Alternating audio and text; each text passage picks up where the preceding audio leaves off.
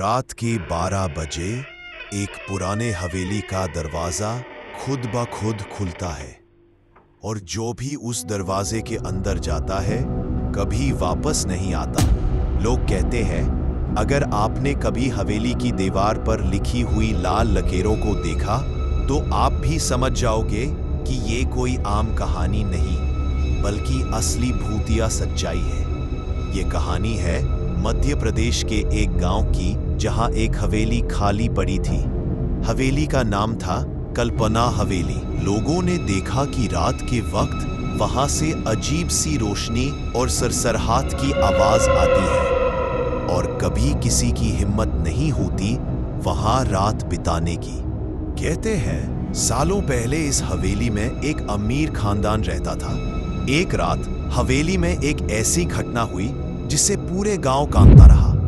कहानियों के मुताबिक घर की एक औरत की आत्मा अब भी वहां भटक रही है। उसकी आंखें रात में लाल चमकती हैं और वो अपने शिकार को छुपके से देख लेती है। लोग कहते हैं जब हवेली के अंदर कोई जाता है तो दरवाजे और दीवार पे अचानक लाल रंग के निशान बन जाते हैं और उन निशानों के पास खड़े होने वाला इंसान डर के मारे हिल नहीं पाता।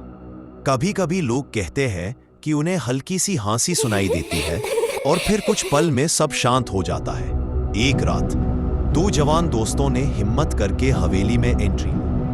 जब वो अंदर गए तो दीवार पर पुराने खत और फोटो फ्रेम हिल रहे थे जैसे कोई इनविजिबल हाथ उन्हें धक्का दे रहा हो। फिर एक कमरे से हल्की रोशनी निकली और एक औरत की परछाई उनके सामने आ गई। दोस्त ने चीख लगाई और अगले पल दोनों गायब हो गए। गांव के लोग कहते हैं कि हवेली के बाहर भी रात को आवाज सुनाई देती है, आ जाओ आ जाओ। कुछ लोग कहते हैं कि वो आत्मा सिर्फ उन्हीं को दिखाई देती है जो खुद में ज्यादा अहंकारी होते हैं।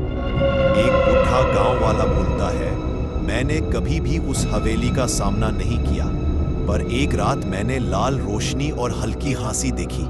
तब समझ आया ये हवेली कभी खाली नहीं होती, ये सिर्फ आत्मा का घर है। कल्पना हवेली की कहानी सच है या सिर्फ अफवाह, ये हम नहीं जानते, पर एक चीज पक्की है, जब रात को आप उस हवेली के पास से गुजरते हो तो आप भी सुन सकते हो, आ जाओ आ जाओ।